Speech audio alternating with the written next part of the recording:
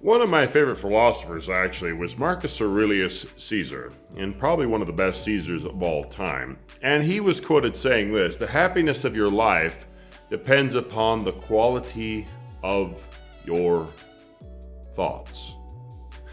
Now, that is an interesting concept because a lot of times we find ourselves in a thoughtful and thoughtless mindset. Does that make sense to you?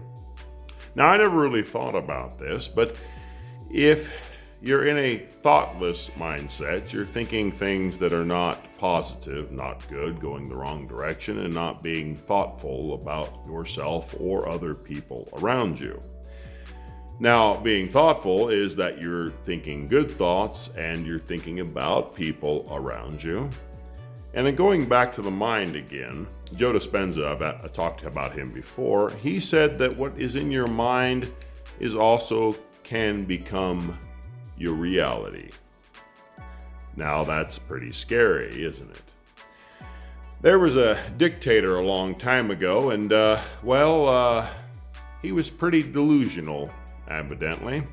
And he was a great painter as well. And I won't give you the name of this person yet, but let's just talk about him for a second. He was a great painter, and he was in World War I.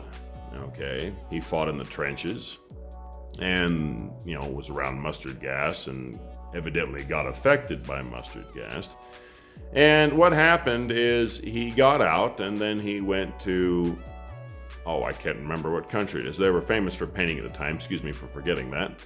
And he went into the country and he started painting. Interestingly enough, his paintings were not that bad, but then, of course, the great area that he was in and the arts at that time told him that, they weren't good enough.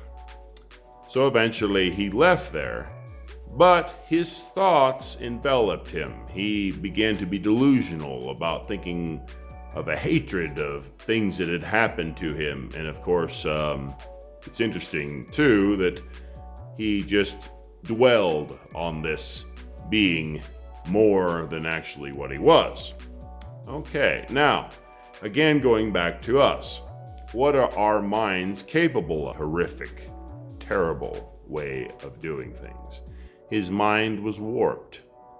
And his mind was so warped that he picked on a people to attack and blame. You're probably already knowing who this dictator was. And of course, in the end of it all, he killed millions of people.